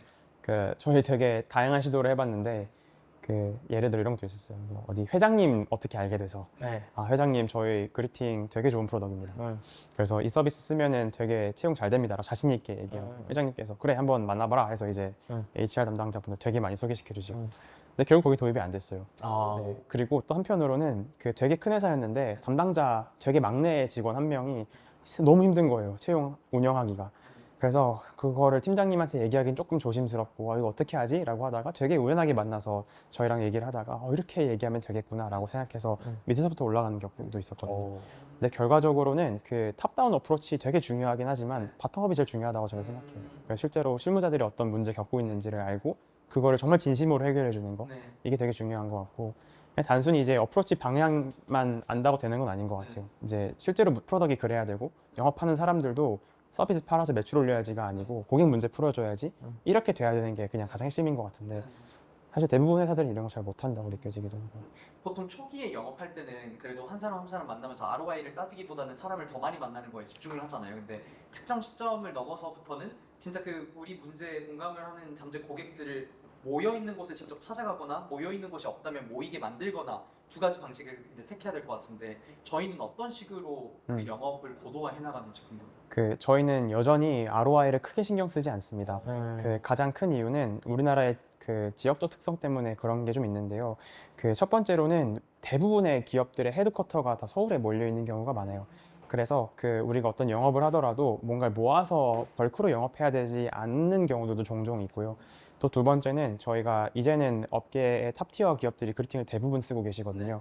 그래서 그런 기업이 그리팅을 쓰는 것만으로도 이미 그 말하자면 이펙트가 좀 있는 거죠. 이제 그런 관점에서 이게 말하자면은 그물을 던지는 게 아니라 낚싯대를 던져서 같이 소통하는 형태의 영업이 여전히 유효합니다. 그래서 저희는 내부적으로는 그 크로스 마진이라고 하거나 혹은 뭐 에퀴지션 할 때 얼마큼 돈 들어 이런 얘기 많이 하는데 그런 것들 저희는 되게 낮은 편이에요. 고객사 입장에서도 이미 이 정도로 업계 1위인 회사가 여전히 ROI 안 따지는 식으로 소통해주면 되게 더 진정성 있다고 많이 느끼실 것 같아요. 맞아요. 저희는 그래서 CX 할 때에도 본명 대고 CX예요. 저희 담당자 분들이 CX 현장에서 안녕하세요. 저 그리팅 팀 누구누구입니다. 이렇게 도와드릴게요 라고 하고요. 실제로 그 CX 채널을 전사가 다 같이 보고 있어요. 그래서 알림 모두에게 가고요. 개발자들이 댓글 달아요. 이거 내가 바로 해결할 수 있어. 이렇게 댓글 다는 문화가 저희 5년 전부터 지금까지 계속 있어요. 네. 보통 막 지금 대표님이 해주신 얘기를 들어보면 대표님이 초기부터 가지고 계셨던 그런 태도나 기질이 여전히 회사의 문화에 계속 녹아나 있는 걸로 보이는데 대부분 많은 창업자들이 본인이 초기에 가지고 있었던 초심이나 태도를 결국에는 뭔가 바꾸게 되거나 타협하는 지점들이 오잖아요. 근데 여전히 대표님이 그걸 계속 본인의 신념과 태도를 유지할 수 있게 하는 그런 믿음은 어디서 나오는 건가요? 저는 그런 관점에서 바꾸지 않아야 되는 것과 바뀌어야 하는 것이 있다고 생각해요. 이제 신념이나 태도는 되게 여러 가지 방면에서 보여지잖아요. 예를 들어서 저희는 처음 6명이었을 때 사람들끼리 모두가 다 같이 모여서 결정하는 문화를 저희끼리 만들었어요. 근데 이게 30명이 되니까 그럴 수가 없어요. 네네. 그렇죠. 누구는 퇴근해야 되거든요. 집에 가정이 애가 있을 수도 있는 거고, 또 누구는 또 무슨 일이 생겨서 막 나는 미팅 해야 되느라 참여 뭐 이럴 수도 있는 거를 그때 알게 됐고, 그래서 조직의 사이즈나 혹은 조직의 상황에 따라서 다른 형태의 의사결정 구조나 조직 구조를 가져가야 되라고 하는 거는 바뀌어야 되는 거죠. 그리고 그 사람을 바라보는 그런 태도 같은 것들도 생각해 보면은 우리가 초기에 일했던 업무 방식들은 그냥 어떻게든 빨리 많이 만들어야 돼 이 생각이었는데, 이제는 저희 엔터프라이즈 어카운트가 너무 많아서 빨리 많이 만들어야 돼 보다는 빨리 잘 만들어야 되거든요. 그럼 이제 이런 식으로 바뀌어야 되는 건 그냥 당연히 바뀌어야 되는 것들, 하지만 바꾸기 어려운 것이죠. 우린 이걸로 성공해 왔으니까. 이걸 되게 노력을 많이 해서 바꾸고 있고요. 바뀌지 않아야 된다고 생각하는 것은 결국 우리가 계속 올바름을 지향해야 된다. 그러니까 우린 채용 문제를 풀려고 창업한 거잖아요. 근데 이제 가끔씩 그런 유혹들이 있어요. 어떤 대기업에서 우리 거를 SI로 다 만들어주면은 연에 수십억씩 주겠다. 그래서 일단 회의를 하게 되죠. 이거 우리 가야 되냐? 이러면서 근데 안 하죠. 결과적으로는 그런 것들이 그냥 우리가 지켜야 되는 그런 것들이라고 생각을 하고요. 본질이 아니니까. 본질이 아니니까요. 그리고 이제 그런 관점에서 계속 유혹을 많이 받고 솔직히 되게 많이 흔들리지만 결과적으로 그런 선택 안 하게 되는 거는 가장 중요한 요인으로는 팀원들이 있다고 생각해요. 그리고 우리를 믿고 서비스를 사랑해주는 고객들도 이런 가치를 사실 구매해 주시는 건데, 갑자기 얘네가 이상한 걸 하고 있어라고 하면은 브랜드의 밸류가 되게 떨어지잖아요. 그런 관점으로 저희는 생각을 하고 있어요. 자, ATS랑 TRM이랑 그런 기능적인 시너지들이 어떻게 많이 나고 있는지도 궁금해요. 이런 느낌인데요. 채용 TO가 생기면은 채용 공고를 올리는 게 일반적으로 첫 번째로 해야 되는 일은 맞고, 두 번째로 해야 되는 거는 공고를 올리기도 했지만 내부 검색을 아까 얘기하는 인재풀 검색을 먼저 해보시고, 거기서 괜찮은 후보자가 있으면 연락을 해서 작년에 우리 회사 지원하셨는데 저희가 이번에 이런 포지션이 생겨서 한번 같이 인터뷰 해보면 어떻겠냐, 이게 첫 번째인 것 같고, 두 번째는 이 채용 공고를 통해 지원자 정보를 받고 있었을 때 이게 되게 장기화되거나 난이도가 높아서 지원자가 적은 경우들이 있어요. 그럼 그때는 내가 찾아나서 소싱해야 되거든요. 근데 소싱을 할 때에는 우리 회사 지원하지 않은 사람들을 여러 플랫폼에 있는 인재풀들로부터 확인하고 계속 데이터를 관리해줘야 되는, 말하자면 영업에서 CRM 같은 개념들이 필요한 거죠. 근데 그거를 저희 프로덕트에서는 지원을 해줘요. 그래서 내가 누구랑 언제 연락했고 그때 어떤 답변을 받았었는지 이런 것들을 다 기록할 수 있도록 만드는 게 TRM인 거고요. 그래서 지원하지 않은 사람들을 관리해가지고 잘 관리된 지원자들을 결국 지원하도록 만들어주는 거, 이제 그걸 ATS에서 관리하고, 또 여기서 탈락한 지원자들이 있는데 나중에 다시 필요하다 그러면 TRM에서 검색해가지고 다시 여기서 잘 너처링 해가지고 또 다시 지원하게 만들고, 뭐 이런 흐름들을 저희는 계속 보고 있는 거. 여기다가 고객 수가 점점 늘어나면 늘어날수록 데이터 숫자도 많아지고 선순환은 계속 일어나는 구조가 구축이 되는 거죠. 그럴 수도 있겠죠. 네. 글로벌 진출 계획은 없으신가요? 저희는 글로벌은 아직은 별로 관심이 없다고 생각하고 있는데요. 가장 큰 이유는 글로벌 보통 가려고 하는 거는 큰 문제를 풀겠어도 있지만 큰 돈 벌겠어 그렇죠. 되게 크잖아요. 근데 저희는 큰 돈 벌기가 한국이 더 쉽다고 생각해요. 왜냐면은 지위 있잖아요. 서비스로서의 지위. 우리가 지금 글로벌 나가면은 아무도 모르는 서비스지만 한국에선 지금 우리 1등이니까 여기서 팔 게 더 많이 남아있으면 더 많이 확장하는 건 필요한 것 같다, 이 생각을 하고, 한국에서 1등하고 있으면은 그다음 버티컬 프로덕트들도 1등하기가 되게 쉽다고 저희는 보고 있어요. 그래서 그런 관점으로 생각하면은 아직 할 게 너무 많다고 생각하고 있는 거죠. 그리고 결국에 한국의 채용 시장 맞아요. 문제를 해결하자가 본질이기 때문에 맞아요. 계속 한국에 너무 멋있는 멋있어. 이게 되게 중요하잖아요, 결국은. 그렇죠. 우리가 이거 하려고 했으면 끝까지 이거 해야 되는 거니까요. 사실 이제 한국의 채용 시장을 바라봤을 때 하나의 가장 큰 축은 또 지방과 수도권 이 문제라고 생각을 하거든요. 맞아요. 여기에 대한 관점에 대해서도 이야기를 한번 나눠보고 싶어요. 대표님께서 그 시장에서 문제를 풀면서 지금 보이는 어떤 이 지방 그리고 수도권 이 문제는 어떤 것이 어떤 메인 원인일까요? 우리에게는 말하자면은 생존의 문제가 걸려 있다. 사람에게는 예를 들어서 그러면은 돈을 벌어야지 내 생존의 문제를 해결할 수 있잖아요. 조금 더 나아가서는 자아 실현까지 고민해 본다면은 내가 일에서도 자아를 실현할 수는 있겠지만 개인적으로도 내가 누군가에게 인정받고 가족과 사랑을 할 때 되게 그 맘 편하게 할 수 있고 이런 것들 생각해 보면은 결국은 돈 많이 필요한 거는 그냥 맞는 말인 것 같아요. 네. 근데 그 돈이 얼만큼 많이 필요해는 사람들마다 되게 큰 차이가 있다고 생각하는데 어쨌건 벌려면은 기회가 가장 많은 곳에 가야 되는 건 맞습니다. 우리가 이제 나무를 캐려면 숲으로 가야 되잖아요. 그렇죠. 네, 근데 이제 그런 것처럼 그럼 그냥 누가 봐도 기회가 가장 많은 곳은 서울이죠. 네, 서울과 지역 간의 일자리의 양 자체는 현저하게 차이가 나고 우리가 대략 생각하더라도 일자리의 말하자면 급여 수준이나 복지 수준 같은 것들은 서울이 높다고 생각할 수 있으니까요. 그래서 서울로 되게 많이 그냥 무작정 옵니다. 그럼 그 사람들에게 그 취업할 거면 어떤 기업 가고 싶어요? 라고 하면은 우리가 흔히 아는 대기업들 몇 가지밖에 얘기를 못 해요. 그럼 그 기업들이 무슨 일을 하는지는 아무도 몰라요. 네. 그냥 여기 가야지 된다라고 생각하고 그러니까 그런 거죠. 일단 여기를 가지 않으면 할 수 없다라고 접근해 버린다는 거죠. 그렇죠. 그래서 그러니까 여기에 가면은 내가 생각했던 그런 삶이 보장은 될 거야라고 생각하고 그냥 무작정 들어오는 건데 그 실제로 그러면은 이 기업에서 하는 일들이 내가 정말 관심 있어 하면 그게 되게 많지는 않은 것 같아요. 네, 그래서 면접 준비할 때 사람들이 보면은 그 기업에 면접 들어오는 회장님들 자서전 읽고 들어가거나 그래서 공감 안 되지만 한마디 하는 거죠. 그렇게 난 생각한다. 사실 아니고 면접 끝나면 까먹어요. 그렇네요. 그게 아니면 되게 흔하게 희화화되기도 하죠. 근데 이제 생각해 보면은 그 지방에서 사람들이 많이 올라와요. 그래서 서울에 있는 사람들 지방에 잘 안 내려가고요. 일자리나 기회가 되게 많으니까. 그래서 생각해 보면은 그 정말로 그 사람들은 내가 뭘 원하는지 알고 있는가? 혹은 내가 원하는 라이프 스타일에 대해서 좀 생각해 본 적이 있는가? 생각해 보면은 서울보다 지방이 나을 때도 되게 많거든요. 평균적으로 그 물가가 큰 차이가 나기도 하고요. 그래서 막 보면은 지방에 있는 집값도 되게 차이 많이 나잖아요. 맞죠. 지방의 주요 도시들도 보면은 막 한 몇 억 정도면은 되게 좋은 집을 살 수 있지만 서울은 10억도 부족한 상황 되게 많고 근데 임금 격차가 되게 크게 나지도 않아요. 그렇죠. 근데 사람들이 이걸 잘 모르는 거죠. 그렇죠. 그래서 생각해 보면은 우리 고장에 어떤 기업들 있어? 물어보면은 10개도 안 나와요.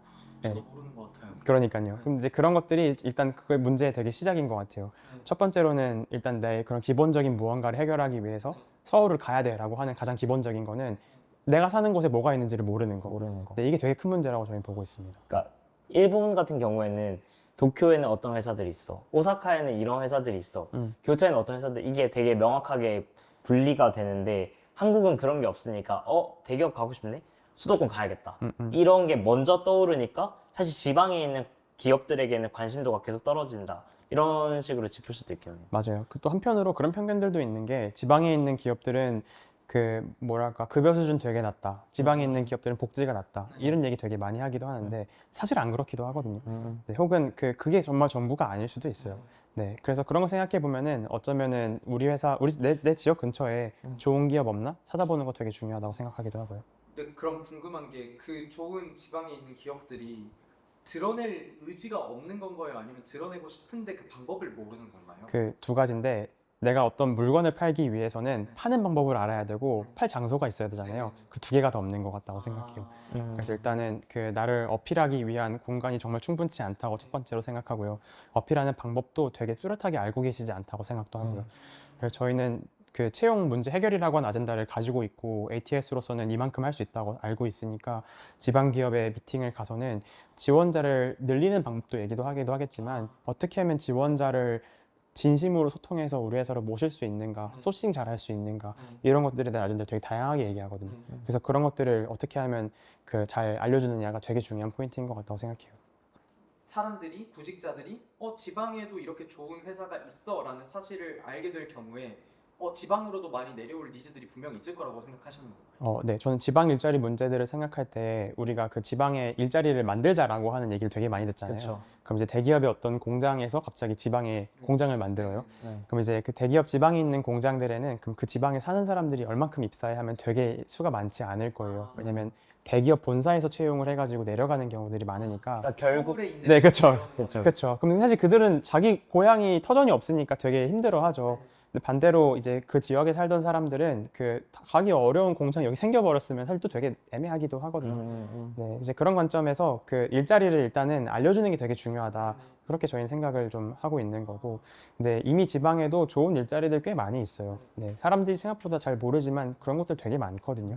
이제 그런 거 어떻게 하면 잘 알려줄 거냐, 그런 장을 어떻게 만들 거냐, 이런 관점으로 좀 봐야 된다고 생각합니다. 저 주들린 내부에 보면 그 회사들 채용 페이지부터 브랜딩 해주고 디자인 해주는 서비스도 하고 계시잖아요. 그렇죠. 그게 아까 말씀하셨던 그 회사들이 파는 방법을 알려주는 거라고 생각을 하는데 실제로 이걸 통해서 지방 회사들이 더 채용 수가 많아지거나 잘 채용하는 변화들을 체감을 하시나요? 이게 그 채용 사이트를 잘 만들면은 구직자가 온전하게 늘어나지는 않아요. 네네. 근데 그래도 우리가 잡아야 되는 구직자가 그 사이트를 봤을 때 놓치지는 않습니다. 아, 그게 되게 포인트인 것 같아요. 네. 그래서 결국은 우리 한 명 뽑는 게임 하는 건데 그 한 명 뽑기 위해서 수를 막 100명 지원하게 만들 거냐 네. 혹은 그 한 명이 지나가다가 보더라도 꼭 우리한테 걸리게 만들 거냐 네. 하면 저는 후자에 되게 집중해야 된다고 생각하는 거죠. 사실 저희가 다 지방 출신이잖아요. 네, 저는 부산 출신이고 저는 광주 순 맞아요. 전 대전. 그러다 보니까 저는 이 문제가 되게 직접적으로 와닿거든요. 실제로 제 또래들은 이제 취직 준비를 하면서 수도권으로 정말 많이 올라오고 있고 사실 고향 내려가지 않으면 못 보는 친구들이 이제 연락하면 바로 볼 수 있는 상황이 됐는데 그들이 올라온 이유를 물어보면 다 일자리에서 시작된 것들이 많거든요. 아, 일자리가 여기 있으니까 내가 이 일을 하고 싶은데 그거는 다 서울에만 있으니까 부산에는 그런 게 없으니까로 되는 건데 사실은 부산에 혹은 그 근처에 있는 이 정보들과 여기서 시작하는 정보 간의 격차가 중요하다는 거잖아요. 그렇죠? 맞아요. 그 이런 거죠. 그 아까 얘기했던 우리 고장에 어떤 일자리들이 있어. 일단 이것도 사실 잘 모르고 있고 그 일자리들이 좋아 안 좋아 이것도 우리가 지금 모르고 있는 것 같고 그럼 그거를 제대로 드러나기 위해서는 서울에서는 정말 공작새들이 막 꼬리를 펼쳐가지고 막 하는 어필하는 그런 것처럼 이미 좋은 기업들이 더 열심히 어필하고 있는데 지방은 그 방법을 몰라요. 예, 꼬리가 있지만 펼칠 방법을 잘 모르고 계시거든요. 그래서 그런 걸 제대로 도움으로써 우리 지방에 있는 좋은 일자리 이런 게 있어라고 하는 걸 잘 알려주는 게 좀 필요하다라고 하는 그런 의미인 거죠. 회사들한테 두들린과 그리팅이라는 서비스 회사를 알리는 차원에서도 서울에 있는 회사들한테 알리는 것과 지방 회사들한테 알리는 방식 자체 문법이 다를 것 같다고 생각이 드는데 뭐 예를 들면 서울은 사실 밀집되어 있고 바이럴도 빠르고 하니까 우리 그리팅 써봤는데 좋아하면 또 고객사들이 이렇게 알아서 들어오는 인바운드가 될 것 같은데 지방은 그런 바이럴 개수 자체가 낮은 되게 분산되어 있잖아요. 맞아요. 그래서 어떤 식으로 다르게 좀 전략들을 가져가고 계시는지 궁금해요. 이게 기업마다 너무 다른데요. 예를 들어서 우리는 업계 1등의 무슨 뭐 제조회사다. 업계 1등이지만 사실은 그 말하자면 후보자들은 아무도 몰라. 이런 회사들 같은 경우에는 그 업계 1등으로서 우리만 알려줄 수 있는 것들을 얘기하기도 해요. 그래서 여기서 이런 형태의 커리어를 쌓으면은 그 다음은 이런 것들도 해볼 수 있어 라고 얘기하는 거 되게 중요한 것 같고요. 혹은 여기서 커리어를 쌓으면은 그 다음에 어딘가에서 이 업계에서 되게 인정받을 수 있어. 이게 어필이 되기도 하고요. 또 어떤 것들은 우리는 지속 가능한 회사를 원해 라고 생각하면은 그 우리 회사에 오면은 되게 빠르진 않는다고 하더라도 우리는 지속 가능한 형태로 계속 일을 하면서 필요한 만큼의 성취를 누릴 수 있어. 이런 얘기를 나누기도 하고요. 일단 지방에서 일자리를 가지고 있다는 것이 되게 중요한 포인트는 그 안정성이 있다고 저는 생각하거든요. 되게 뜬금없이 서울에서 나고 자란 사람이 지방에 내려서 일해야겠어라고 비율은 되게 적은데 지방에서 나고 자란 사람이 지방에서 일을 하게 되면은 어쨌건 집 근처에서 계속 일을 하게 되고 나의 친구들도 다 베이스가 여기 다 있으니까 되게 안정적으로 생활할 수 있거든요. 그런 얘기들을 되게 잘 어필하는 경우도 종종 있었던 것 같습니다. 근데 사실 절대적인 인구수 차이도 크게 영향을 미칠 것 같거든요. 왜냐면 우리나라는 이미 구조적으로 인구 밀집도가 여기 맞아요. 집중되었다 보니까 이런 문제에 대해서는 어떻게 생각하세요? 사실 이거는 당연하게도 일자리가 많은 곳에 사람이 몰리는 건 너무 당연한 일이라고 생각하는데 그래서 만약에 일자리를 사람들이 있는지를 몰라서 그 문제를 우리가 해결함으로 이게 얼만큼의 수가 다시 지방으로 돌아갈 것이냐 이건 정말 되게 많진 않은 수라고 생각하거든요. 근데 이제 그 다음에 생각해 볼 수 있는 거는 이 지방의 기업들이 채용의 어려움이 점점 줄어들기 시작하면은 그 지역에서 창업하는 회사가 더 많아질 거라고 생각도 해요. 네, 그래서 그러면은 거기에 일자리의 활기가 좀 더 돋지 않겠는가? 뭐 그런 생각들을 하고 있고, 그래서 이 지역에서 채용하는 게 어려우니까 서울 가서 뭔가 해야겠어라고 하는 일이 잘 일어나지 않도록 이 지역에서 일자리를 얻는 거, 사람들을 뽑는 거 되게 어렵지 않아. 그러니까 우리는 여기서 뭔가 새로운 거 시작할 거야라고 생각하면은 조금만 더 장기적으로 보면은 여기가 활기가 돌 수 있다라고 생각합니다. 사실 저희 셋 다 뭐 지방 출신이고 이런 지방 불균형 문제에 공감은 하고 있으면서도 정작 각자의 사업을 셋 다 서울에서 하고 있는 이 상황이잖아요. 맞아요. 저는 인천이에요. 인천에서 인천도 수도권이잖아요.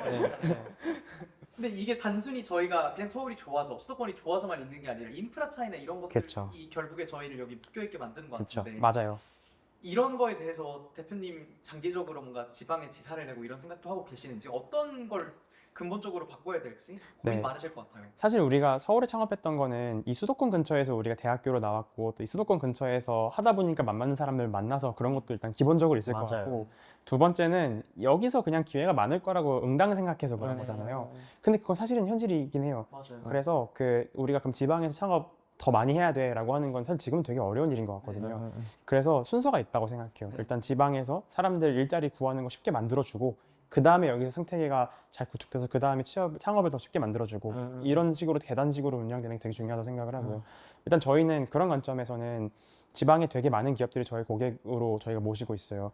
이제 그러면은 그분들을 좀 더 전문적으로 관리하거나 도움을 드리기 위해서 당연히 지방에도 자주 내려가야 되거든요. 근데 이제 그런 관점에서는 일정 수준 이상의 스케일을 만들어내고부터는 당연하게도 지방에도 우리가 뭔가 계속 만들어야 되는 거 아닌가, 당연히 그런 생각합니다. 사실 이런 얘기를 하다가 갑자기 조금 뜬금없는 질문일 수도 있는데 그게 문제일까요? 그러니까 지방의 소멸 이게 문제일까요? 네, 저도 처음에는 지방 문제에 되게 크게 관심이 있지는 않았어요. 네. 그냥 아까 얘기했던 그 교육이나 경쟁 교육에 대한 문제들을 해결하기 위해 취업 문제를 풀어야 돼. 이게 우리 모든 국민이 원하는 걸 거야. 이 얘기하면 어느 누구도 아니라고 하는 사람 없거든요. 네, 근데 그 지방 문제에 관심을 가지게 된 건 비교적 최근인데, 그 고객을 만나다 보니까 그 돈은 서울에서 본사가 있지만 그 제품을 만드는 게 지방인 경우가 너무 많은 거예요. 그렇죠. 근데 이제 지방 얘기를 들어보면은 R&D 센터도 지방에 있고 제조하는 그 라인도 지방에 있는 경우가 그쵸. 많은데, 뭐 제조 라인은 채용 되게 어렵지 않다라고 얘기는 하지만 그 R&D 센터에 사람들이 안 가는 경우가 되게 많더라고요. 근데 그럼 이런 거를 서울에 만들 수 있냐 하면 현실적으로 되게 어렵잖아요.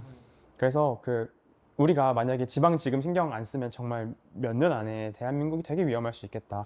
전 그 생각을 좀 했던 것 같고요. 우리가 기본적으로 이 교육 문제를 풀려면은 이 한국이라는 제반이 좀 살아 있어야 되는데 그것부터 지금 되게 위협받고 있는 상황이라고 저는 생각해요. 그래서 우리나라의 대기업들 쭉 훑어보면은 되게 많은 기업들이 제조업이고, 이 제조는 결과적으로 지방에서 일어나고 있는데 그렇죠. 이게 살아나지 않으면은 대한민국 경제 무너지는 거 되게 쉬울 거다, 이 생각을 하고 있는 거고, 한편으로는 그러면은 크게 정말 맞으면은 돈 이미 되게 많이 돌고 있을 거 아니냐, 실제로 사람들 문제 크게 느끼고 있으면 여기서 뭔가 비즈니스가 생기고 있지 않겠느냐 하면은 사실 또 그렇지가 않아요. 이제 그래서 저희는 되게 쉽게 보고 있는 거죠. 블루오션이라고 생각하고, 그래서 쉽게 본다는 게 문제가 쉽다는 게 아니고 그렇죠. 이거 해야 되는 문제다. 해야 되는 예, 그리고 할 수 있다, 이렇게 보고 있다고 생각해요. 최근에 제가 인상 깊게 봤던 게 팔란티어의 알렉스 카프가 왜 문제에 집중 안 하고 돈 버는 거에 집중하냐, 의역하면 이런 얘기를 했던 걸 되게 인상 깊게 봤었어요. 근데 같은 관점에서 대표님도 똑같은 것 같거든요. 돈을 버는 것에 집중하기보다는 문제를 푸는 것에 대한 집중하고, 이 지방 문제에 대해서 이런 관점을 갖고 계신 것도 같은 맥락에 있다고 생각하는데 왜 그렇게 하세요? 저는 기본적으로 우리가 사업을 해야 되는 이유에 대해서 제가 되게 공감하면서 투자를 받고 싶다 생각했던 그 첫 번째 그 문장이, 창업하는 사람들은 세상이 더 좋아지는 쪽으로 고민을 더 많이 해야 된다. 그게 이제 여러분들이 해야 될 일이다. 전 그 문장 꽂혀가지고 창업했던 거였었잖아요. 이제 그런 관점에서 생각해 보면은 그냥 그거 아니면 별로 관심이 없었던 게 첫 번째인 것 같고요. 그냥 되게 처음엔 좀 낭만이었죠. 그러니까 이제 세상을 좋아지게 하는 게 창업이구나. 저는 원래 되게 문학소년이었거든요. 그래서 책 읽는 거 너무 좋아하고 콘텐츠를 되게 좋아했는데, 거기서 보면 항상 사업가는 악당이잖아요. 네. 그래서 악당이라고 생각하면 살았는데 그게 아니었던 거예요. 누구보다 세상을 바꾸기 위해 노력하는 사람들이 결국 사업가들인 거죠. 그래서 그때부터 좀 생각했어요. 우리나라의 대기업 만든 회장님들 보면 어떻게 살았나, 자서전 같은 거 읽어보면은 그냥 그 얘기밖에 없어요. 어떻게 하면 세상의 문제를 좋게 할 거냐. 그 당시에는 애국이란 키워드가 되게 핵심이었거든요. 그렇죠. 외화 어떻게 벌어올 거냐, 우리나라 일자리 어떻게 더 만들 거냐, 이 얘기를 해요. 악당이 아니죠. 이거는 정말 영웅이잖아요, 말하자면은. 그래서 영웅은 여기 있구나, 이 생각을 되게 많이 했던 게 첫 번째고요. 두 번째는 사업가, 정말 돈을 벌어야 된다고 생각하는 우리가 흔히 알고 있는 그런 사업가로서는 돈 되는 게 여기라서 그런 것도 있어요. 왜냐면은 돈 되는 시장을 생각해 본다면은 문제가 너무 커서 골마 있는데 이쪽에서의 골문 문제들을 해결하기 위해서 문제를 겪고 있는 아픈 사람들은 얼마든지 돈을 낼 수 있는 그런 환경들, 경우가 우리는 사업할 수 있는 되게 좋은 필드라고 생각하거든요.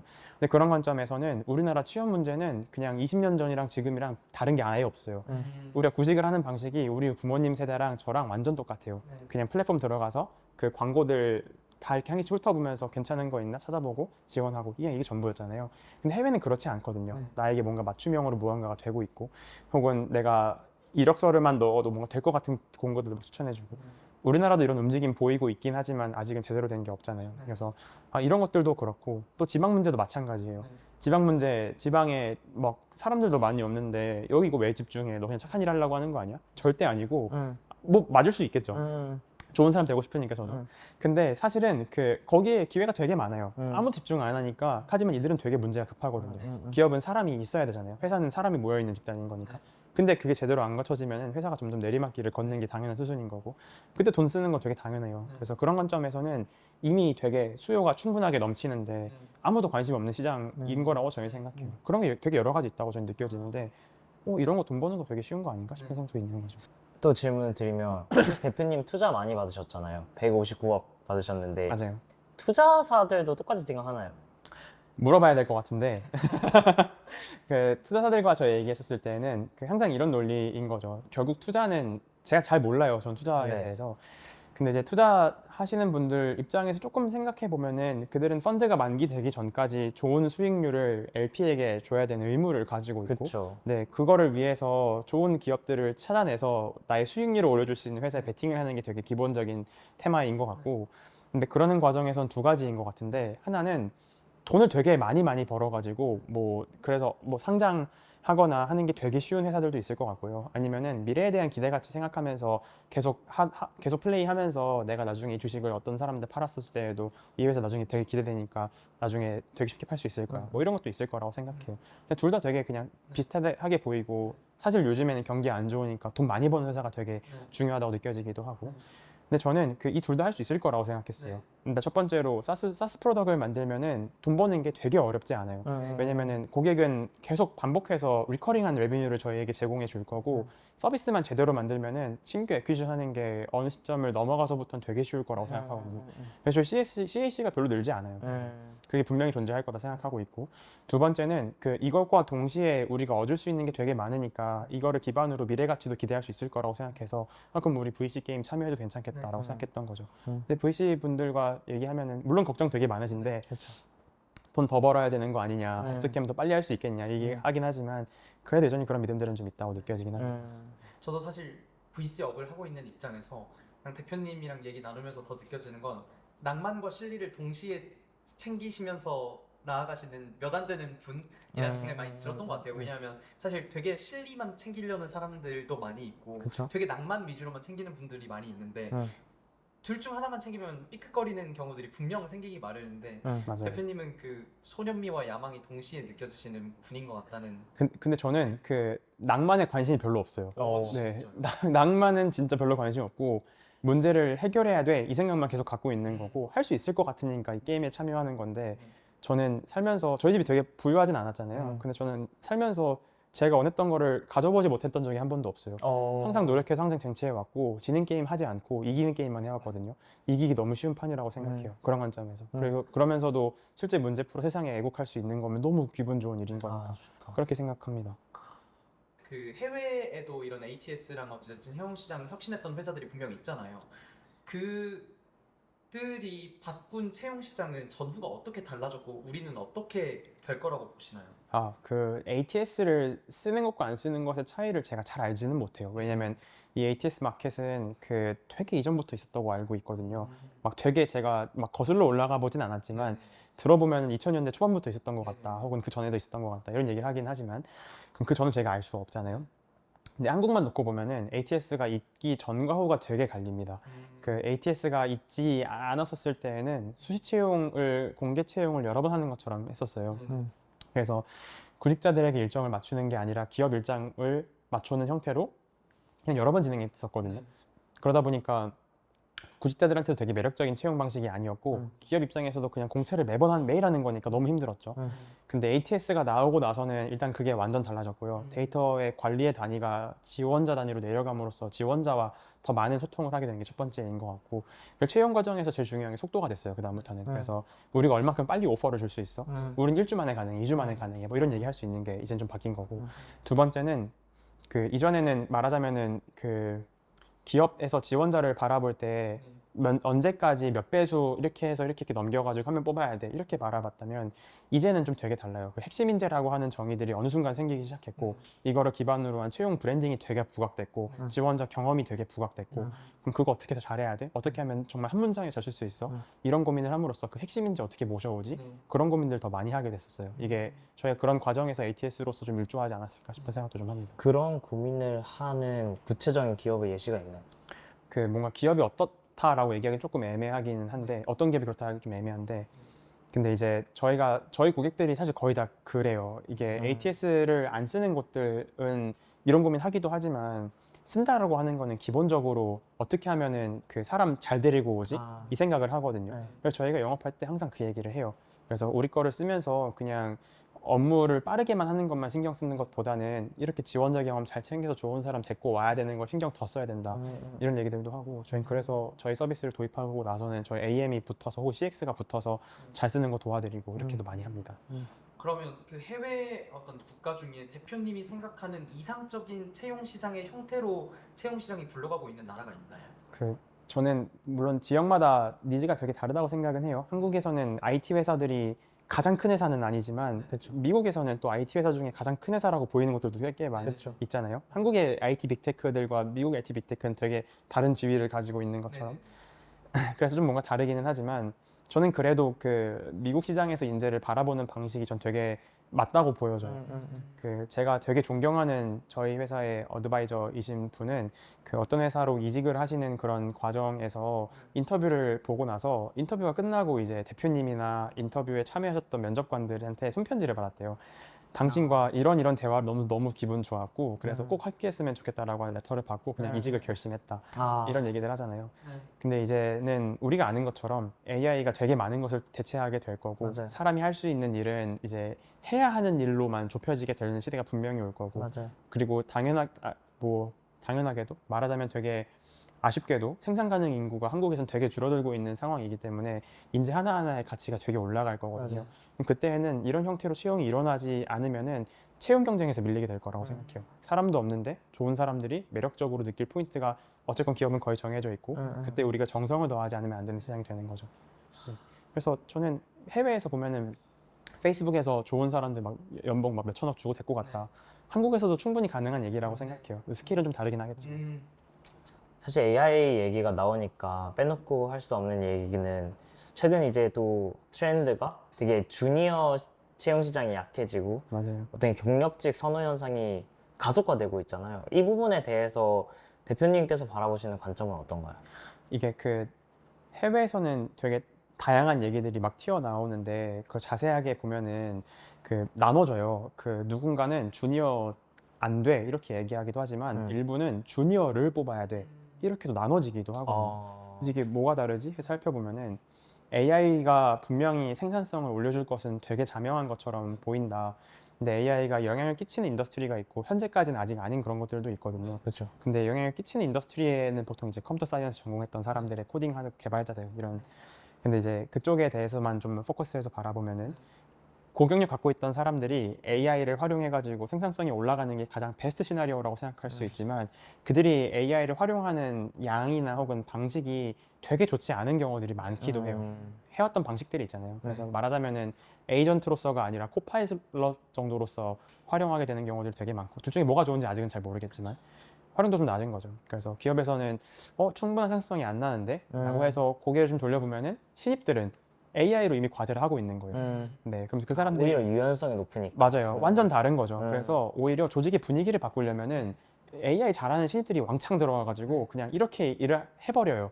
네, 그러면은 위에서부터 뭐야 이렇게 쓸 수 있잖아. 이렇게 바뀌는 거. 이런 앵글도 있습니다. 네, 근데 반대로 이미 있는 엔지니어들이 AI 되게 잘 바뀌고 있으면 사실 그게 필요 없을 수도 있고 그쵸. 그래서 AI 전환의 관점에서 이렇게 바라보고 있는 경우가 많고 한국도 똑같아요. 그래서 한국도 일부 기업들은 그 우리는 이제 신입 안 뽑아 이렇게 선언하는 곳들도 있지만 사실 최근에 우리나라 되게 유수의 대기업에서 그 신입 공채 처음 하거든요. 네. 개발자. 네. 이거 되게 전례 없는 일들이라고 볼 수 있잖아요. 근데 그게 이런 것들을 보여주는 일 중에 하나라고 생각해요.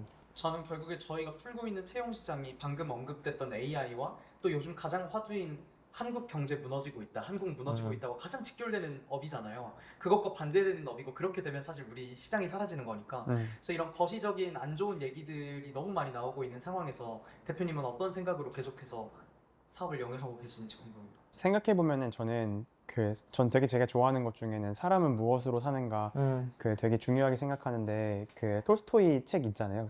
동명의. 근데 그런 걸 보면은 결국 사람은 사랑으로 산다.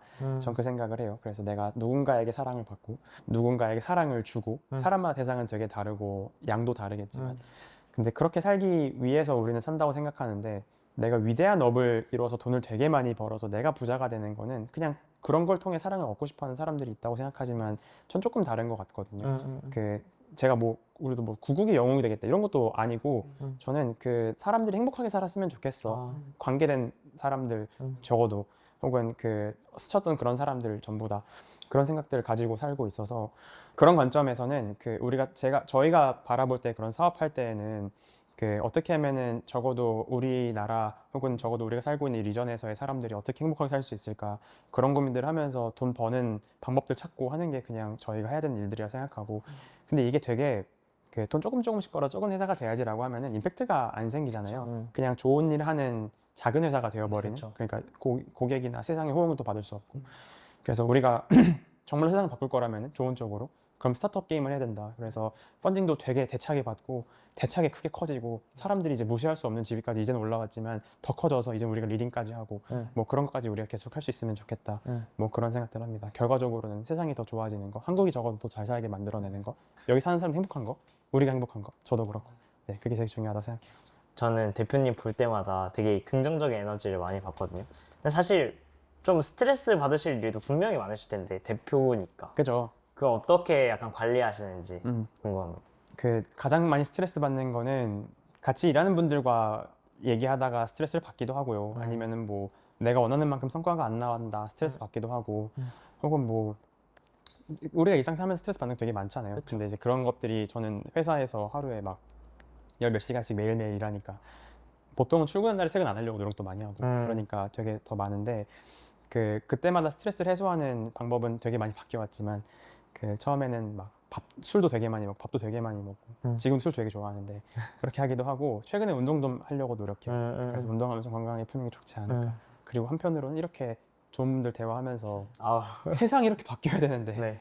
안 바뀐다. 어떻게 하면 바뀔 수 있을 거냐. 이것도 되게 리프레시가 되기도 하고.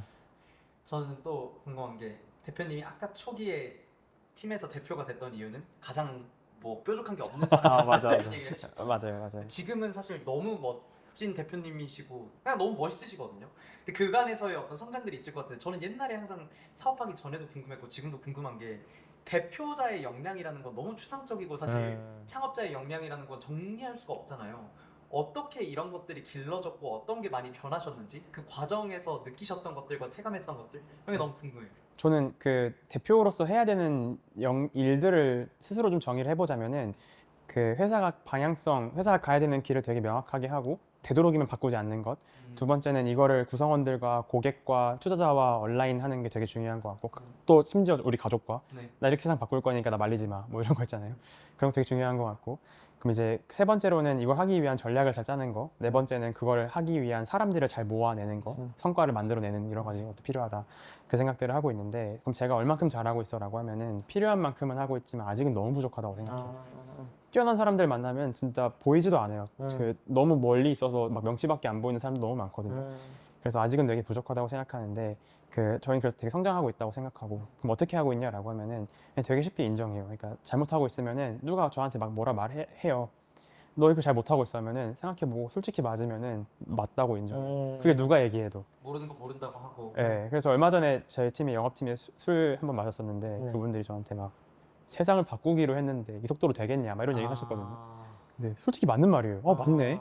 이런 얘기도 하고 지금 뭐 하고 있냐? 맞는 말이에요. 미안하다. 내가 고민해보겠다. 그래서 고민하고 바로 실행했거든요. 아, 근데 그렇게 잘못한 거 인정하고 빨리 나가는 게 되게 중요한 것 같고 주변에 그런 얘기 할 수 있는 분위기랑 환경 만드는 것도 그쵸. 필요하고 그런 얘기 하는 사람 옆에 있는 게 되게 필요한 것 같아요. 아, 네, 자존심이랑 자존감이 사실 다른 거라는 걸 인지하는 것도 되게 중요한 것 같더라고요. 그쵸. 나는 되게 중요한 사람이고 좋은 사람이다. 우리 모두 그렇잖아요. 음. 근데 솔직히 잘못한 거 인정하는 게 인정. 너무 필요하다. 네. 옛날엔 되게 에고 강한 게 자존감이 높은 거의 특징이라고 생각해서 에고 억지로 더 강하게 하려고 했는데 요즘 느끼는 건 자존심 쉽게 버리는 분들이 오히려 진짜 자존감이 높은 사람들일 수도 있겠다 이런 생각 많이 하는 것 같아요. 되게 좋은 얘기인 것 같아요. 전 그게 되게 제일 중요한 것 같아요. 저는. 그냥 인정하는 거, 맞아요. 소통하고 인정하고, 오케이, 뭐가 베스트 정답이야? 다음 스텝으로 넘어가는 거. 그러면 그 명치만 보이는 분들이라고 표현해 주셨는데 그분들에 비해서 어떤 게 아직 부족하다고 느끼세요? 그 첫 번째로는 그 올바른 길을 가자. 이거는 저는 되게 잘하고 있다고 생각하는데 그럼 어떻게 할 건데? 그 전략에 대한 거 이런 것들이나 그럼 구체적으로 숫자를 가지고 얘기하는 거 이거 되게 잘 못하는 것 같기도 해요. 그래서 그런 관점에서의 좀 고민들 되게 많이 하고 있고 잘하고 싶다 이 생각도 많이 하고요. 그 좋은 사람 모시는 거는 시간이 걸리는 일이에요. 네. 그래서 그런 것들도 계속 꾸준히 하고 있고 기존에 있는 분들도 우리가 어떻게 하면 더 잘하지? 네. 이 고민 시간이 걸리는 거니까 그거 더 잘해야겠다 이 생각도 많이 하고요. 이런 고민들 드실 때 제일 먼저 떠오르거나 혹은 제일 먼저 연락드리는 스승이나 멘토님, 귀인이 있으시나요?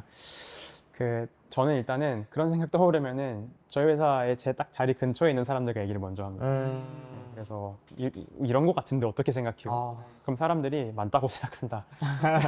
따로 불러요 저를. 네, 솔직히 맞고요. 그래서 제가 좀 말 좀 해보자면 막 말을 해요. 맞는 말이에요.